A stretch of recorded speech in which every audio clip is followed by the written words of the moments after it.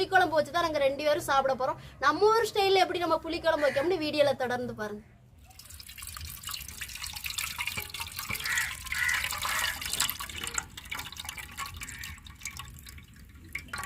மசாலா சேர்த்துக்குருவோங்க. தேங்காய் சேர்த்துக்குருவோம். கத்தரிக்காய் சேர்த்துக்குருவோங்க. வெண்டைக்காய் சேர்த்துக்குருவோம்.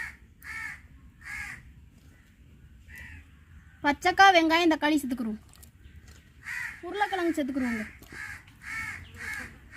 நம்ம கூட்டி வச்ச குழம்புக்கு அடுப்பில் போட்டுக்குருவோங்க.